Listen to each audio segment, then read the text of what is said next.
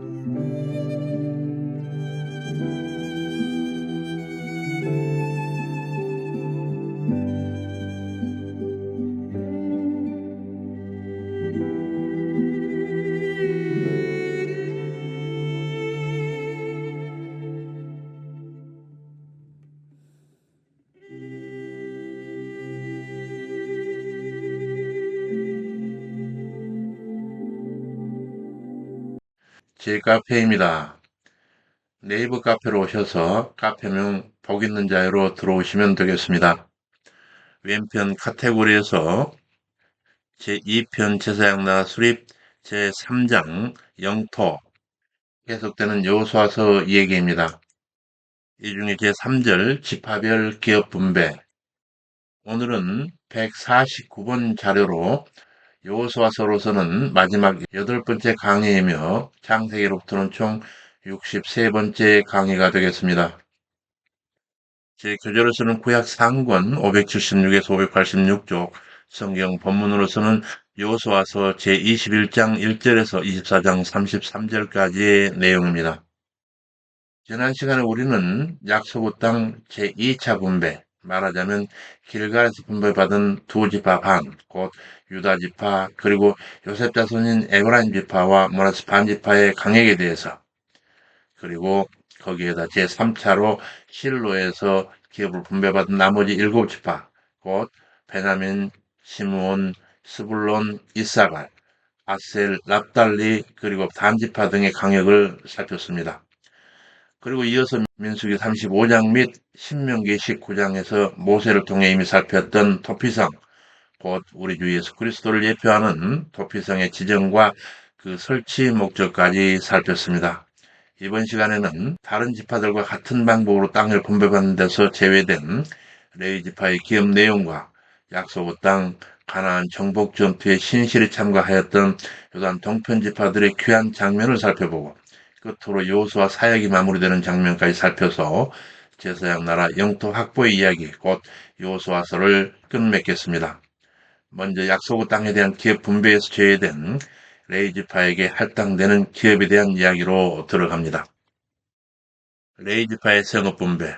레위 족장들이 거주할 성읍을 요구하자 지파별로 할당하는 이야기인데, 여호수아서 21장 1에서 7절, 레위 지파 족장들이 제사장 엘르아살, 여호수아 12지파 족장들에게 나와 자기 지파들의 거주 성읍들과 들을 요구하며, 여기서 이 레위 지파에 대하여 옥스포드 해설을 살피겠습니다. 각주 1196번입니다. 레위는 과거 시므온과 함께 자신의 친누이를 강간한 세겜 족속을 잔인하게 전멸시키는 범죄를 행하였으므로 야곱이 그들을 야곱 중에서 나누며 이스라엘 중에서 흩트리로다 라고 저주했습니다. 이처럼 레위 지파가 모든 지파 가운데 흩어져 살게 된 것은 1차적으로 과거의 범죄로 인한 결과였지만 하나님께서는 그러한 저주조차도 이스라엘을 당신의 백성으로 성결케 하는 방편으로 삼으십니다. 즉 하나님께서는 이스라엘 각 지파로 흩어진 레위 지파로 하여금 이스라엘 백성들에게 율법을 가르치고 여호와의 공의를 실행케 하는 이스라엘에서 구별된 종교 전문가로서 거룩한 역할을 담당하게 하셨습니다. 한편 레위와 함께 저주를 받았던 시므온 지파는 역시 레위 지파처럼 독립된 영토를 차지하지 못하고 유다가 기업을 분배받은 후에 유다 지파 중에 흩어져 있는 몇 성읍들을 자신들의 기업으로 받았을 뿐입니다.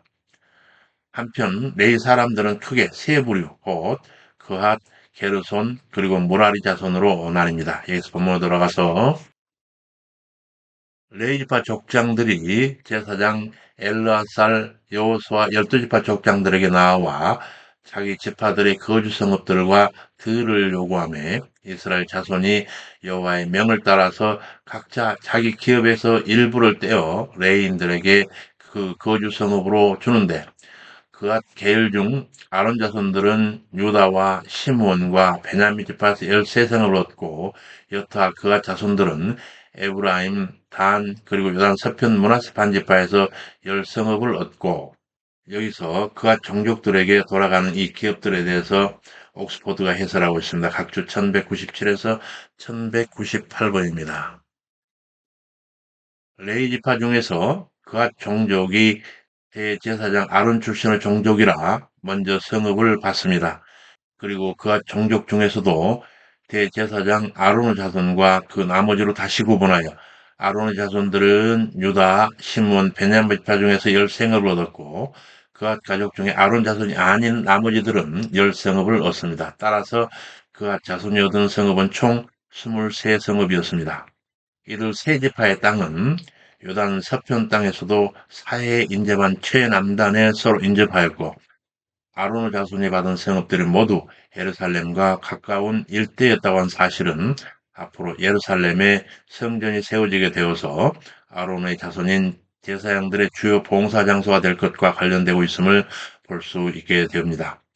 아래 각주로 가서 그 남은 곧 여타 그앗 자손은 아론의 자손을 제외한 나머지 자손들 곧 이스할, 헤블론 그리고 우시엘 가족과 모세의 후손들입니다. 이들은 에브라임, 단, 므낫세 반지파 곧 이스라엘 중부 지역에 해당되는 땅에서 10성읍을 얻습니다. 한편 제사장 아론의 자손의 경우는 규모가 훨씬 적고 더욱이 그 남은 그앗 자손의 모세의 후손들이 속해 있음에도 그 자손들보다 많은 성읍을 차지했음은 당시 이스라엘 자손들의 제사장에 대한 예우가 어떠했음을 보여주고 있습니다. 여기서 본문으로 넘어가서 그리고 게르손 자손들은 이사갈, 아셀, 납달리, 요단 동편의 므낫세 반지파에서 10성읍을 얻고 머라리 자손들은 루벤, 갓, 스불론 지파에서 12성읍을 얻어 이같이 도합 48성읍을 레위 자손이 얻게 됩니다. 여기서 게르손 자손들에게 돌아가는 기업과 머라리 자손들에게 돌아가는 기업에 대해서 옥스퍼드가 해설하고 있는데 1199번에서 1200번입니다. 먼저 레이의 장남 게르손이 이룬 혈연 공동체, 그들이 받은 땅은 이사갈, 아셀, 납달리, 그리고 요단 동편 므낫세 반지파의 땅으로 이스라엘 북부 지방입니다. 이들이 받은 13성읍들은 대개 갈릴리 바다를 중심으로 위치하였습니다. 과거 광야에서 한 인구 조사에 따르면 자손 가운데 계수함을 입은 자손, 즉 생후 1개월 이상 된 사람들의 수요는 7,500명이었습니다. 이들은 성막 앙장, 회막 덮개 및 그 외의 덮개 뜰, 휘장과 문장, 거기 쓰이는 줄들을 관리하였습니다. 그리고 레이의 마지막 셋째 아들인 무라리가 이룬 가족들은 요단 서편에서는 북방의 스불론 지파의 기업에서 그리고 요단 동편에서는 루벤과 갓지파 기업 중에서 총 12성읍을 얻었습니다. 레이의 아들들 곧 고핫, 게르손 및 무라리 자손 등 세 가족 중 가장 약했던 무라리 자손들이 광야에서 레이 지파로서 맡았던 일은 성막의 뼈대가 되는 판자와 빗장들, 그리고 뜰기둥, 말뚝, 그리고 여기에 사용되는 줄들을 운반하는 것이었습니다. 그리고 시내산에서의 인구조사 시 1개월 이상 된 남자가 6,200명이었던 무라리 자손 중에 성막 봉사에 실제 참여했던 이들의 수는 곧 30에서 50세에 이르는 장년들은 모두 3,200명이었습니다. 그래서 본을 넘어가서 그렇게 얻은 48개 성읍, 곧 레이 자손의 가문별 성읍들을 살펴보면 레이의 차남 그앗 자손, 제사장 아론 가문의 13성읍 중에 특히 헤브론에 대하여 여호수아서 21장 8에서 12절 여호와께서 모세로 명하신 대로 제비 뽑아 레이 사람에게 준 성읍들과 그 들이 이러하니라. 유다와 시몬 자손의 지파 중에서는 이러한 성읍들을 주었는데 레이 자손 중 그앗 또는 고학 가족들에 속한 아론 자손이 첫째로 제비 뽑혔으므로 아나그 아비 아르바의 성읍 유다 산지 기랏 아르바 곧 헤브론과 그 사면들을 그들에게 주었는데 특히 그 성읍의 밭과 촌락은 여분네 아들 갈렙에게 주어 소유가 되게 하였더라. 이에 대해서 옥스퍼드 해설을 살펴보겠습니다. 각주 1201번입니다. 그 성읍의 밭과 촌락은이라고 하는 본문을 직역하면 그러나 그 성의 밭과 그곳의 촌락은이라고 하는 말입니다. 한편 성읍은 아론의 자손이 차지하였으나 성읍을 제외한 밭과 촌락은 원래 소유자였던 칼렙의 소유권이 그대로 인정되었습니다. 이때 칼렙이 보유한 밭과 촌락을 보면은 헤브론 성과 그 성으로부터 4만 2천 규빗 약 1km 안의 땅을 제외한 헤브론 전역이었을 것입니다. 이렇게 받은 땅은 가족 소유의 토지로서 상속자에게 세습되었습니다. 한편 가나안에서 가족 소유의 기업은 비록 다른 사람이 매입하더라도 시간이 흘러 희년이 되면 다시 본래의 주인에게 반환되었습니다. 여기서 특히 헤브론이 언급되고 있는 이유는 헤브론이 다른 성읍들보다 더 특별한 의미를 갖기 때문에 그렇습니다. 즉 헤브론은 갈렙이 하나님을 온전히 쫓은 대가로 특별히 따로 기업을 분배받은 성읍으로서 그가 직접 공격해서 정복한 곳이었습니다. 따라서 아론의 자손이 분배받은 땅을 일괄적으로 열거하기 전에 먼저 자세하게 설명하여 헤브론 성읍들을 레인에게 주지만 그 성읍으로부터 2,000규빗 곧 1km 정도로 벗어난 헤브론 지역에 대해서는 여전히 갈레브 땅이라 명시하는 것입니다. 이는 하나님께서 한 번 언약하여 주신 상급은 없어지지 않는다는 사실에 대한 강조의 말씀이라 할 수 있습니다. 이제 본문 돌아가서 아낙의 아비 아르바의 성읍 유다 산지 기랏 아르바 곧 헤브론과 그 사면의 뜰을 그들에게 줬는데 특히 그 성읍의 밭과 촌락은 여분네 아들 갈렙에게 주어 소유가 되게 하였더라. 여기서 갈렙과 관련된 이 헤브론 외에 레이의 차남 그앗 겔 중에 아론 가문의 성읍들에 관하여 요수아서 21장 13에서 19절 유다와 시므온에서 도피성 헤브론을 포함한 9성과 그 들, 그리고 베냐민에서 기브온 포함 4성과 그 들을 얻어 총 13성읍과 그 들을 얻으니라. 그리고 그 외에 그앗계열 여타 가문의 성읍들로는 요수아서 21장 20절에서 26절 에브라임에서 도피성인 세겜성 포함 3성과 그 들, 단에서 4성과 그 들, 그리고 요단서편 므낫세 반에서 2성과 그 들을 얻어서 총 10성읍과 그 들을 얻으니라. 그리고 레이의 창함 게르손 계열 가문의 성읍들로는 여호수아서 21장 27절에서 33절 요단 동편 므낫세 반지파에서 토피성인 바산 골란을 포함한 2성과 그 들, 그리고 이사갈에서 4성과 그 들, 아셀에서 4성과 그 들, 납달리에서 도피성인 갈릴리 게데스 포함한 3성과 그 들을 얻어서 총 13성읍과 그 들을 얻으니라. 그리고 레이의 막내 무라리 계열 가문의 성읍과 레인이 확보한 성읍들을 종합하고 있는데 여호수아서 21장 34에서 42절 스불론 지파에서 4성과 그 들, 그리고 르우벤 지파에서 도피성인 게셀 포함 4성과 그 들, 그리고 갓 지파에서 도피성인 길랏 라모스 포함한 4성과 그들을 얻어서 총 12성과 그 들을 얻으니라. 이렇게 해서 레인이 이스라엘 각 지파들의 기업 중에서 모두 48성읍과 그 주변에 딸린 들을 거주성읍으로 얻으니라. 이렇게 하여 하나님의 약속이 성취되고 이스라엘이 안식에 드는데, 요소서 21장 43에서 45절, 여호와께서 이스라엘의 열조에게 맹세하신 온 땅을 이같이 다 주셨으므로 그들이 거기 거하였으며 그 사방에 안식을 주셨을 때 그 열조에게 맹세하신 대로 모든 대적이 그들을 당할 자가 없으니 이는 여호와께서 그 대적을 그들 손에 붙이셨습니다. 여호와께서 말씀하신 선한 일이 하나도 남음이 없이 다 응하였더라. 이에 대한 옥스포드 해설을 듣습니다. 각주 1202번입니다. 하나님께서 처음 아브라함을 통해 가나안 땅을 주식으로 약속하신 이후 가나안 땅 정복을 통하여 땅이 모두 주어지기까지는 대략 690여 년이 흘렀습니다. 그간의 이스라엘은 수많은 역경 속에서도 인내로서 하나님께서 자신의 맹세를 지키시며 성취케 하시는 역사를 목격하게 된 것입니다.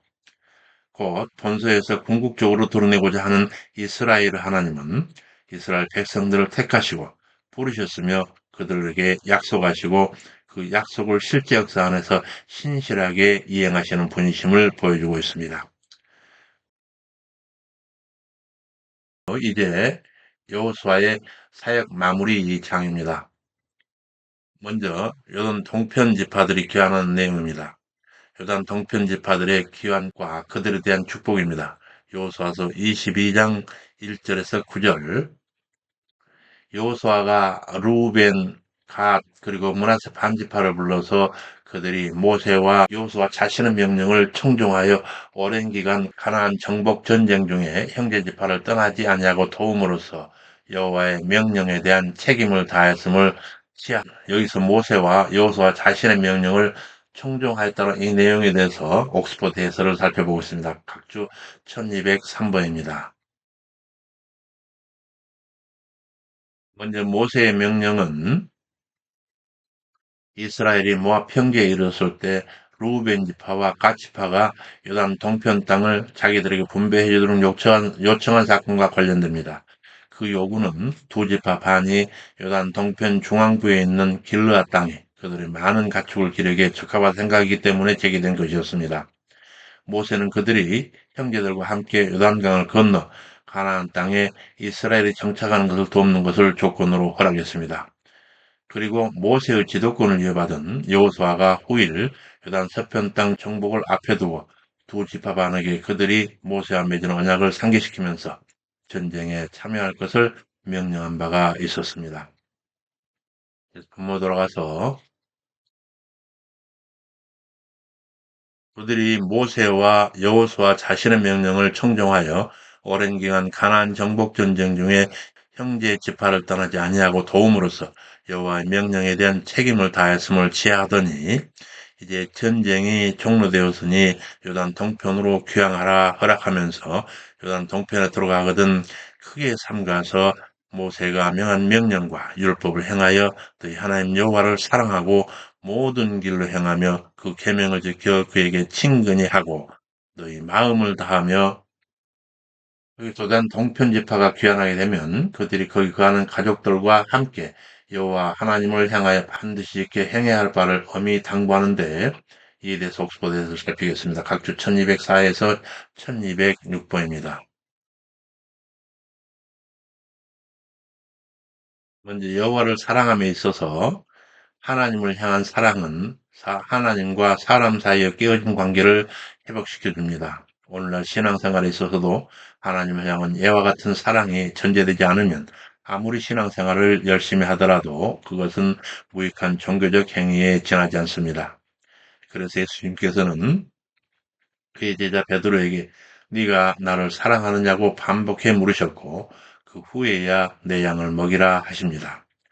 자신의 삶에 예수 그리스도를 사랑하는 열망이 없는 사람은 그 외의 어떠한 것으로도 주님을 기쁘시게 할 수 없습니다.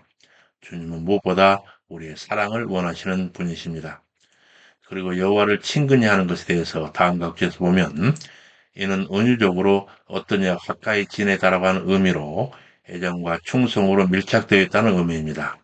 그러나 구약에서 이 단어는 대개 하나님 은혜를 입은 이스라엘이 애정과 충성으로 그를 의지한다라는 의미로 사용됩니다. 예레미야는 이스라엘 백성들로 하여금 하나님께 속하도록 붙어 있는 것이 이스라엘 백성들의 의무임을 상기시킵니다. 이러한 용례를 볼 때 이는 하나님을 향한 태도에 있어서 율법의 행위적 측면보다는 영적이고 내적인 관계성을 특징지어주는 의미입니다. 그리고 여호와를 향하여 마음을 다함에 대해서 다음과 각주로 가서 여기서 마음이라고 하는 히브리 레바브는 인간의 전 인격을 뜻하며 인간은 모든 정신적, 영적 기능이 여기에서 말미암는다라고 하는 전제 아래 내적 본성이나 영적 본성을 언급하거나 인격의 세 가지 측면, 곧 감정, 생각, 의지를 나타낼 때 이 마음이라고 하는 레바브가 사용되었습니다.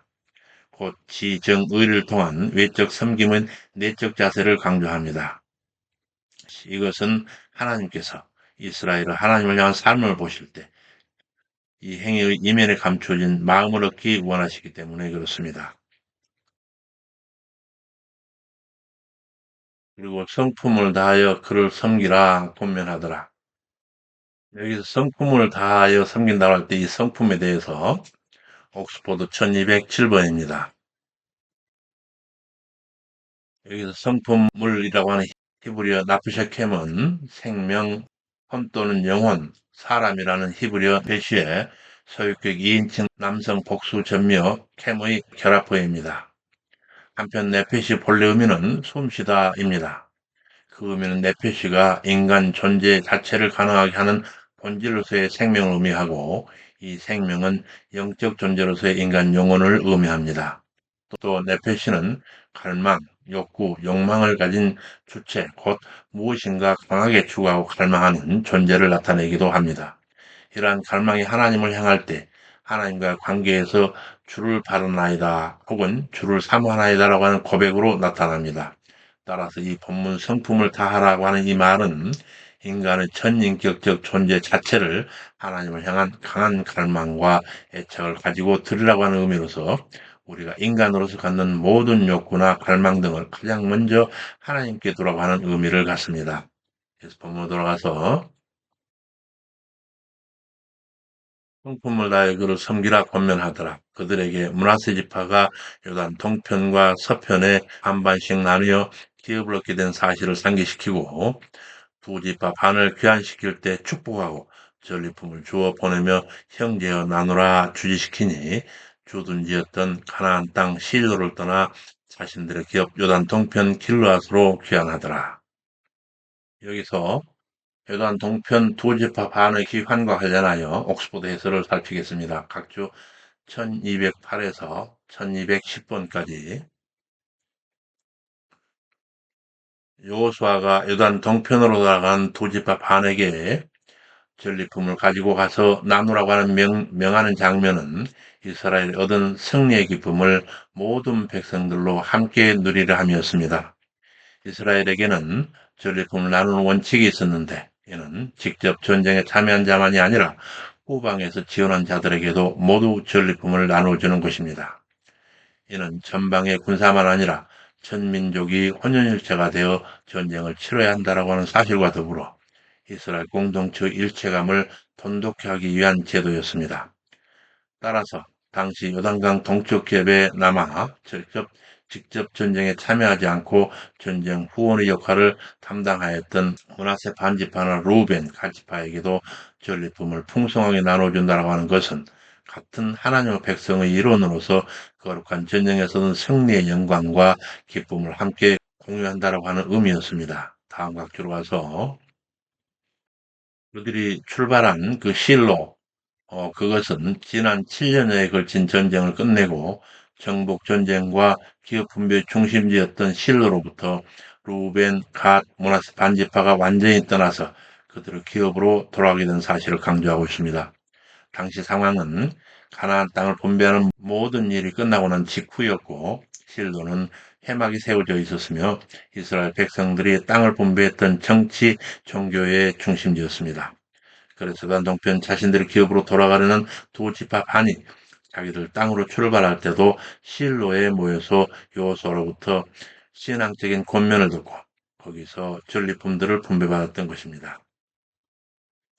다음 각주로 가서 그들이 돌아간 것이 길르앗이라 이렇게 도단 동편 목적지를 말하는 이 길르앗은 특정 성읍을 가리키는 것이 아니고 요단강 동편 중앙부 전체를 가리키고 있습니다.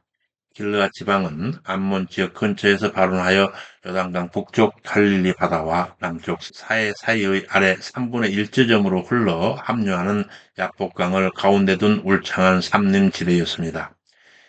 이 길르앗 중앙의 약복강을 중심으로 북쪽 절반을 바산왕 옥이, 남쪽 절반은 아모리 왕 시온이 통치하였습니다.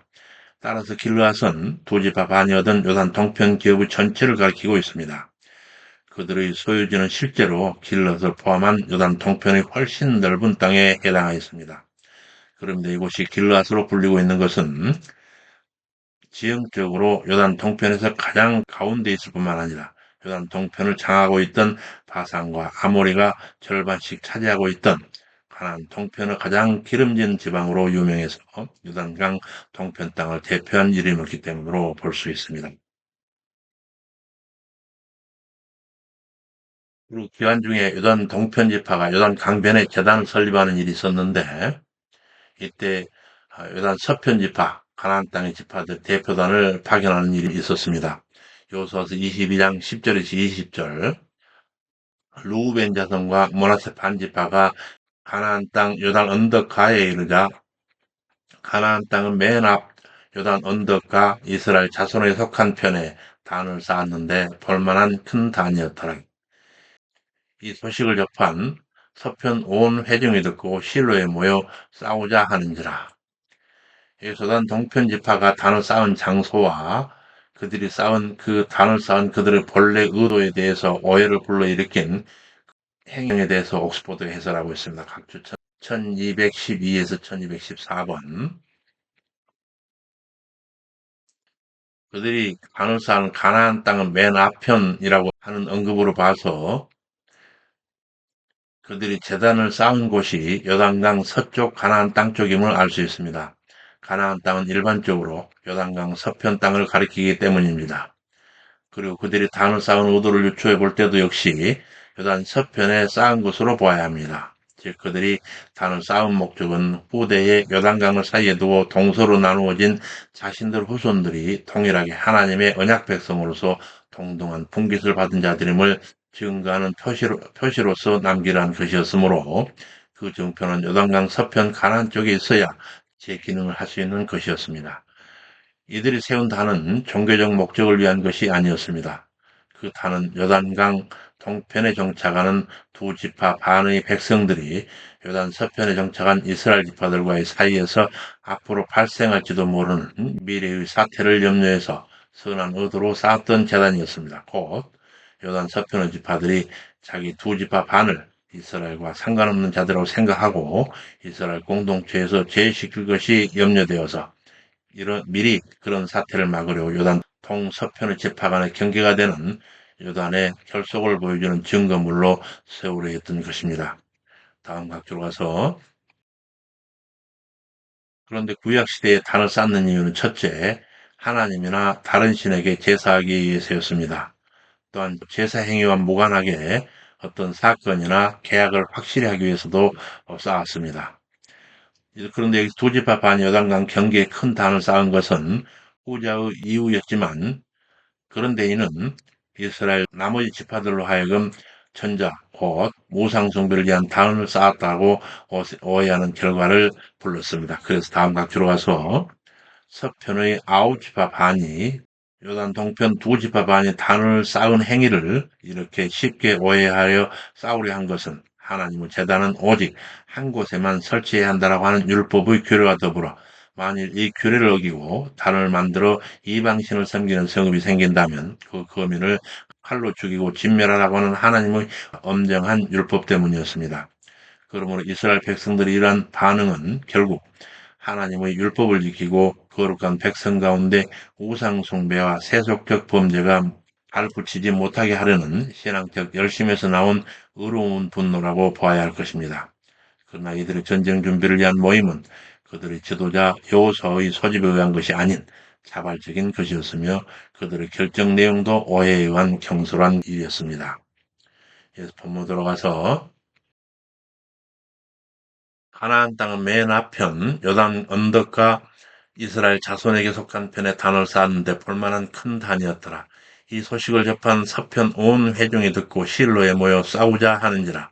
회중이 제사장 엘라살 아들 비누아스와 파별 한 방백 곧 열 방백을 길르앗 땅으로 보내어 그들에게 말하여 가로되 여호와의 온 회중이 말하기를 너희가 어찌하여 이스라엘 하나님께 범죄하여 오늘날 여호와를 쫓는 데서 떠나 자기를 위하여 단을 쌓아 여호와를 거역하고자 하느냐. 너희가 오늘날 여호와를 배반하면 내일은 그가 이스라엘 온 회중에서 진노하시리라. 히더스 옥스퍼드 해설을 보겠습니다. 1215번. 여기서 오늘날 여호와를 배역하면 내일은 그가 이스라엘 온 회중에서 진노하시라고 하는 이 오늘과 내일에 대해서 오늘과 내일은 현재와 미래를 대꾸적으로 나타내고 있습니다. 즉 오늘은 이스라엘이 현재 하나님을 배역하는 사실을 그리고 내일은 하나님께서 미래에 곧 진노하실 일을 효과적으로 대비시켜 보여주고 있습니다. 그러나 이것은 시간적인 의미에 대한 강조라기보다는 행위의 주체인 이스라엘과 심판의 주체이신 하나님 사이의 신앙적인 차원에서의 역동적 관계를 표현하기 위한 것입니다. 이스라엘 하나님은 그의 백성들의 역사에 간섭하시는 살아계신 하나님이실 뿐만 아니라 자신의 백성들 삶에 대해 즉각적인 반응을 보이심으로 그들을 자신의 뜻과 섭리대로 이끌어 가시는 행동하시는 하나님이심을 보여주고 있습니다. 본문 넘어가서 너희가 오늘날 여호와를 배역하면 내일은 그가 이스라엘 온 회중에 진노하시리라. 너희 소유주가 만일 깨끗이 아니하거든 여호와의 성막이 있는 여호와의 소유주로 건너와 우리 중에서 소유를 취할 것이니라. 이에 대한 옥스포드 해설을 살피겠습니다. 각주 1216번입니다. 이는 여호와의 임재를 상징하는 성막이 오직 실로 한 곳에만 있음을 강조하기 위해서입니다. 아홉 지파 반의 파견단은 두 지파 반이 다른 제단을 쌓은 것이 그들 소유지가 요단 서편 길로에 있는 여호와의 성막과 너무 멀리 떨어져 있기 때문이 아닌가 해서 차라리 성막이 있는 우리들 가운데서 즉 가나안 서편 땅에서 소유를 얻으라 권면하고 있는 것입니다. 자신들의 기업의 일부를 내어주면서까지 두 지파 반을 종교적으로 바로 이끌려고 하였던 그들의 말을 통하여 당시 이스라엘의 여호와에 대한 철저한 신학적 분위기를 알 수 있습니다. 본문으로 넘어가서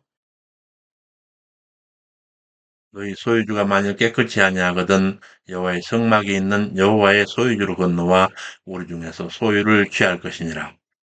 오직 우리 하나님 여호와의 탄 외에 탄을 쌓음으로 여호와께 패역하지 말며 우리에게도 패역하지 말라.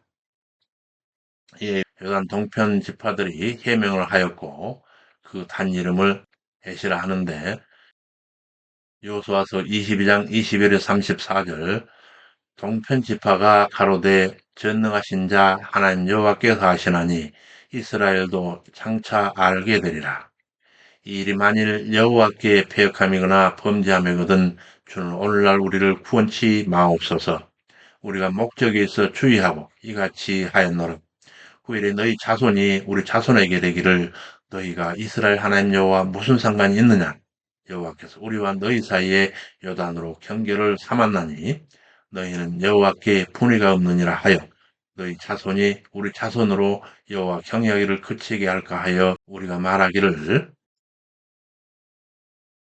우리가 이제 한 단 쌓기를 예비하자 했노라. 만일 후일에 우리에게 이같이 말하면 우리가 말하기를 우리 열조가 지은 여호와의 단 모형을 보라.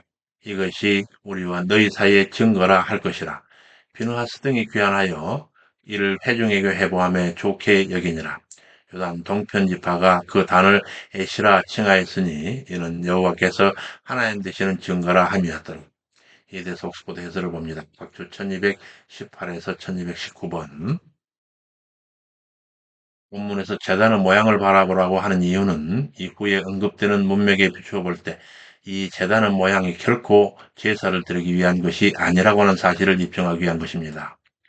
따라서 추측컨대 요단강 가에 세운 제단은 실로 제단을 본떠 만든 것이었겠지만 실제 모양에 있어서는 재물을 올려놓기 위한 제단의 형태가 아닌 곧 제단 꼭대기에 재물을 올릴 만한 평평한 공간이 없었던 것으로 보입니다. 이로써 본문에서는 두 지파 반의 백성들이 쌓은 제단의 용도가 그 모양에 있어서도 제사를 드리기 위한 것이 아님을 입증할 만한 것이었을 것입니다. 다음 각주로 가서 그 단의 이름을 엣이라고 하는데 엣이라고 하는 히브리 에드는 증인이라고 하는 의미를 가집니다. 우리 한글 개혁의 엣이라고 하는 언급이 원어 성경이나 70인여 개는 사실상 없습니다. 하지만 사본에 따라 에드를 한 번 더 기록한 예도 있으므로 한글 개혁 성경이나 대개 영역본 성경들은 이를 따르고 있습니다. 한편 본문은 주로 사건의 말미에 지명을 지어 부름으로써 그 사건의 의미를 최종적으로 결정짓는 히브리인들의 관습을 보여주고 있습니다. 여기서 본문으로 돌아가서 그런 일들이 있은 이후 오랜 후에 여호수아가 때가 이름을 느끼고 고별 설교를 하게 되는데 여호수아서 23장 1절 여호와께서 이스라엘의 사방 대적을 다 멸하시고 안식을 이스라엘에게 주신 지 오랜 후에 여호수아가 나이 많아 늙은지라. 여기서 오랜 후라고 하는 이 시간적 흐름에 대해서 옥스퍼드 해설을 보겠습니다. 각조 1220번입니다. 이는 여호수아가 마지막 훈계라는 당시의 시점과 이스라엘 땅을 분배 마쳤던 그 시점 사이에 많은 시간과 세월이 놓여 있음을 보여주고 있습니다. 아마 그때는 가나안에 대한 정복과 분배가 완료된 지 약 20년 정도의 세월이 흐른 때였던 것으로 추정됩니다. 왜냐하면 일찍이 출애굽한 이스라엘 백성 가운데 여호수아와 갈렙만이 가나안 들어갔고 가나안 땅을 완전히 정복하고 기업 땅을 분배할 때 갈렙 나이가 85세였다면 여호수아가 자신과 함께 가나안 땅을 정탐했던 갈렙보다 나이가 약간 더 많다는 전제하에서 약 90세가량으로 추정해 볼 수 있으며 여호수아가 죽은 때 나이가 110세였으므로 죽음이 임박하여 유언을 하던 당시의 시기는 땅을 분배한 이후 약 20년 정도의 세월이 흘렀으라는 결론을 내릴 수가 있습니다. 이어서 본문 돌아가서 이렇게 여호수아 나이 많아 늙은지라 먼저 실로에서 이스라엘 지도자들을 향해서 설교하는데 여호수아서 23장 2에서 16절 여호수아가 온 이스라엘 곧 그 장로들과 투령들과 재판장들과 일사들을 불러다가 그들에게 이르되 나는 나이 많아 늙었도다.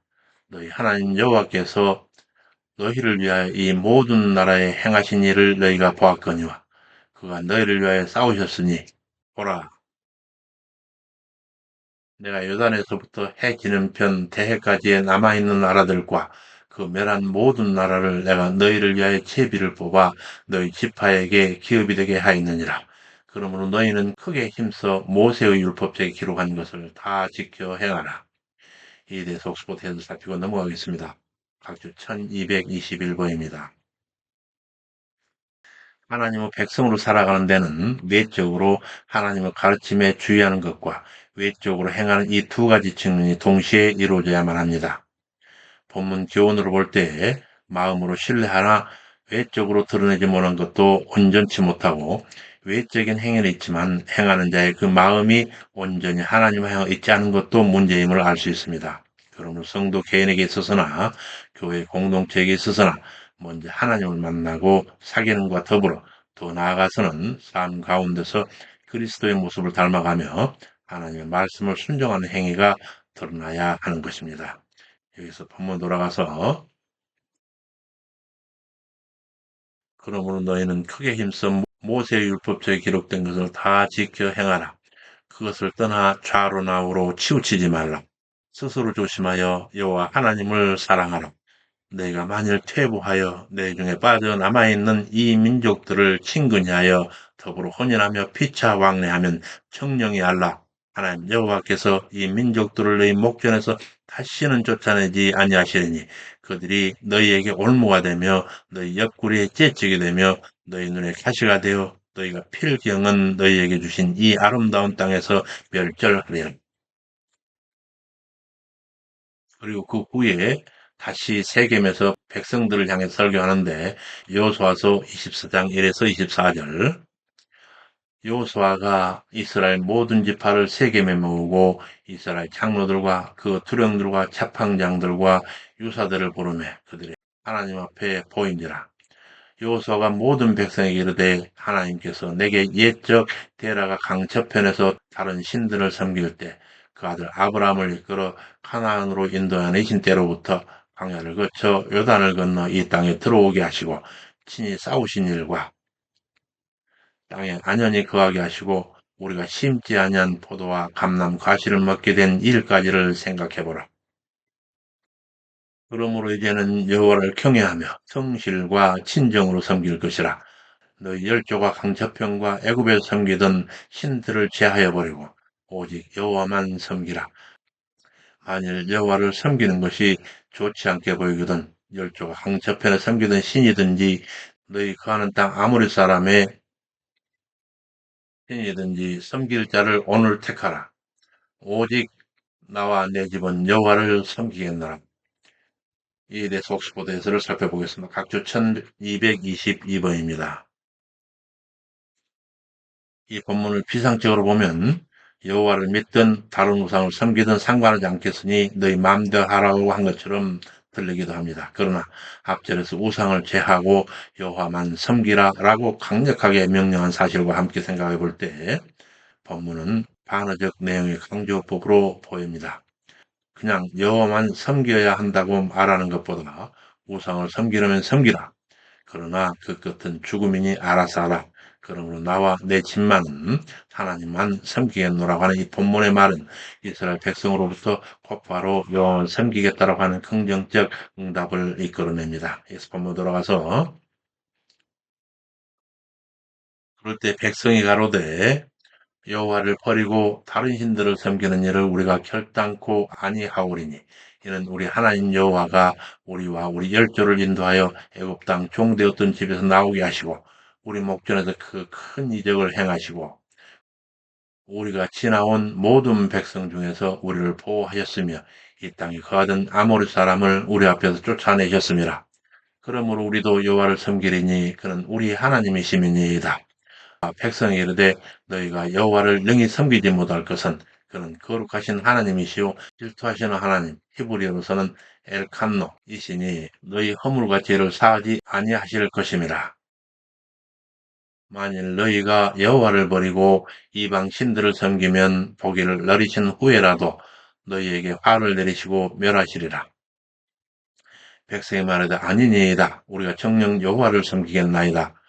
여호수아가 백성에게 이르되 너희가 여호와를 택하고 그를 섬기리라 하였으니 스스로 증인이 되었느니라. 그들이 가로되 우리가 증인이 되었나이다. 여호수아가 가로되 그러면 이제 너희 중에 있는 이방 신들을 제하고 마음을 여호와께로 향하라. 백성이 여호수아에게 말하되 우리 하나님 여호와를 우리가 섬기고 그 목소리를 우리가 청종하리이다. 인지라. 이에 대해서 옥수도 해설을 보겠습니다. 각주 1223번입니다. 이는 본장에서 이스라엘 백성의 세 번째 신앙 고백입니다. 첫 번째는 이방신을 섬기지 않겠다고 하는 것이고 두 번째는 여호와만을 섬기겠다는 것이었습니다. 그리고 이 세 번째는 여호와를 섬기는 구체적 방법이 청종과 섬김임을 보여주고 있습니다. 또한 우리는 문명에 대한 이와 같은 분석을 통해 신앙 고백의 출발점이 될 수 있는 회개의 결단 과정도 명확하게 볼 수 있습니다. 참된 회개는 먼저 과거의 죄를 또는 조상의 죄까지를 과감히 완전히 끊어야 합니다. 그리고 하나님에게만 자신의 마음을 들어야 하며 그런 후에 하나님께 자신의 귀를 기울이고 그 말씀에 순종하며 살아야 하는 것입니다. 그날에 여호수아가 언약을 갱신하고 기념비를 세웠는데 여호수아서 24장 25절에서 28절 그날 여호수아가 세겜에서 백성으로 언약을 세우고 율례와 법도를 베풀었더라. 여호수아가 이 모든 말씀을 율법책에 기록하고 큰 돌을 취하여 거기 여호와의 성소 곁에 있는 상수리나무 아래 세우고 이르되 보라 이 돌이 우리에게 증거가 되리니 이는 여호와께서 우리에게 하신 모든 말씀을 이 돌이 들었음이라. 그런즉 너희로 너희 하나님을 배반치 않도록 이 돌이 증거가 되리라 하고 백성들을 보내어 각기 기업으로 돌아가게 하였더라. 그 후에 여호수아와 엘르아살이 사망하는 얘기가 기록되는데 여호수아서 24장 29에서 33절 이 일 후에 여호수아가 110세의 죽음에 그의 기업 형내 딥나세라에 장사되었으니 딥나세라는 에브라임 산지 가스안 북이었더라. 여호수아의 장지 딥나세라에 대해서 옥스포드가 해설합니다. 학조 1224번입니다. 딥나세라는 세겜 서쪽 27km에 위치한 길벳 딥네와 동일시되고 있습니다. 여호수아는 가나안 땅에 대한 기업 분배를 마친 후에 에브라임 산지 중에서 딥나세라를 자신의 기업으로 할당받았었습니다. 그러나 이곳은 기름진 옥토가 아닌 척박한 땅으로 이스라엘의 지도자이면서도 이곳의 성읍을 스스로 중건하여 사는 청렴함을 보였고 죽은 뒤에는 이곳에 장사되었습니다. 한편 출애굽의 위대한 지도자 모세의 죽음과 모세의 뒤를 이어 여호수아가 가나안 정복의 새로운 지도자로 등장하는 것을 기록함으로 시작된 이 여호수아서는 이제 여호수아의 죽음으로 마감될 뿐 새로운 지도자의 선정이 없었습니다. 이것은 앞으로 이루어질 가나안 정복 전쟁은 각 지파별로 분배받은 자신들의 땅을 완전 정복하는 과정으로 진행되고 하나님께서 이스라엘에 대해 당신을 왕으로 한 완벽한 신정 통치가 이루어지기를 원하셨습니다. 이스라엘 민족의 삶의 거점이 될 가나안 땅에서는 군사, 정치적인 카리스마를 갖춘 지도자를 중심으로 통합되는 것이 아니라 중앙 성소에서 하나님을 섬기는 것으로 민족 통합을 이루어야 함을 시사합니다. 그러나 이후 역사를 볼 때 이스라엘은 신앙의 타락으로 성소를 중심으로 한 신앙적 정체성을 갖추지 못하고 불완전한 부족 연합 국가 체제를 유지함으로써 그 땅에 남아있던 가나안의 잔존 세력들에게 큰 어려움을 겪는 사사시대가 전개되게 됩니다. 예수 본문으로 넘어가서 이스라엘이 여호수아 생전과 뒤에 생존한 장로들 곧 여호와께서 이스라엘 위에 행하신 모든 일을 아는 자의 사는 날 동안 여호와를 섬겼더라. 이스라엘 자손이 애굽에서 모셔온 요셉의 뼈를 장사한 세겜은 야곱이 세겜의 아비 하모르 자손에게 근 100개로 산 것으로서 요셉 자손의 기업이 되니라. 제사장 엘라살도 죽어 아들 비느하스가 에브라임 산지에 장사되었더라. 전적인 하나님 섭리 아래 이와 같은 긴 여정을 지나는 과정을 거쳐서 제사장 나라가 세상 가운데 온전히 세워졌습니다. 이후 성경 말씀은 하나님의 제사장 나라가 세상 가운데서 그대로 여호와 경외 신앙의 본을 보여서 세상의 여호와 영광을 드러내어 세상을 여호와 영광 안으로 인도하여 드리는지 아니하는지 그리하여 여호와께서 기뻐하시는 말씀 순종으로 말미암는 복을 받는지 아니한지 선택받은 백성들의 나라 곧 제사장 나라의 역사가 펼쳐지게 됩니다. 수고 많으셨습니다. 우리 하나님의 자비로우신 은혜가 우리 주 예수 그리스도의 사랑하는 제자된 여러분이 항상 충만하시기를 간절히 축원합니다. 감사합니다. 샬롬.